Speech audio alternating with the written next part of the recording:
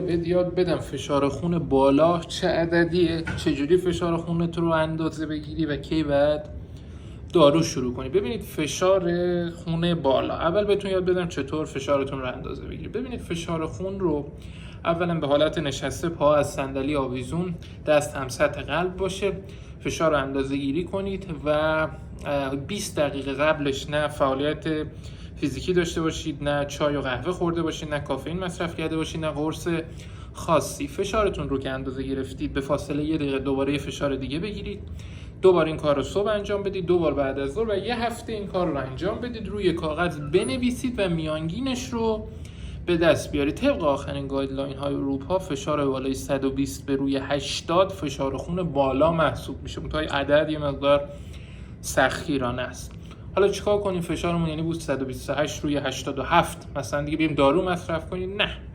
در وهله اول لایف استایل مودیفیکیشن یا در واقع فعالیت فیزیکی بهتر، ورزش بیشتر، غذای کم چرب و کم نمک و رژیم غذایی حاوی پتاسیم بیشتر مثل موز و انجیر مصرف کنید. فشار خونتون رو در واقع میاره پایین. 6 ماهی به همین منوال بگذرونید و فشارتون رو مرتب اندازه بگیرید.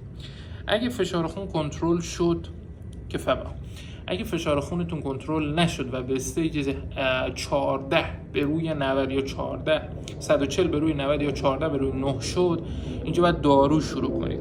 ببینید خیلی بحث هست که تک دارویی شروع کنید یا ترکیبی شروع کنید، ولی خب چیزی که الان مطرح هستش بهتره که تک دارویی شروع کنید. دارویی که برای فشار خون تو بازار دسته ایس یا همون کپتوپریل انالاپریل هست، دسته ارب یا لوزارتان والزارتان است و دسته کلسیم چنل بلاکر شامل آملودیپین، فلودیپین و غیره هستش.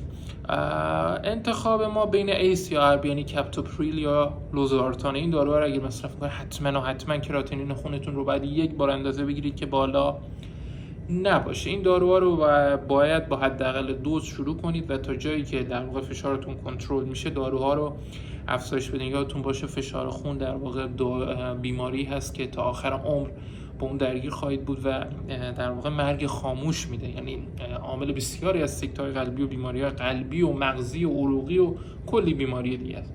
پس اول باید جدی گرفته بشه و در ثانی بعد یاد بگیریم که چطور باهاش برخورد کنید.